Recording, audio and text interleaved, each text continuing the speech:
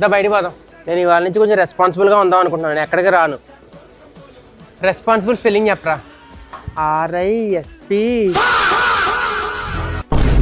రే ఏం చదువుతావు? ఎంతన్నా? 380. మామిడి చెత్తలే. ఖాళీగా నా పాటికి నేను ఇంట్లో కూర్చుంటే పిలిచి డబ్బులు పక్క పెట్టాడు యాదవ. రే ఏమైందిరా? ఇంటికి వెళ్ళిపోతాను రా. రే ఎలాగుందిరా ఇప్పుడు? ఓకేనా? పర్లేదురా, కొంచెం నొప్పిగా ఉంది. ఇలా కూర్చుంటానులే.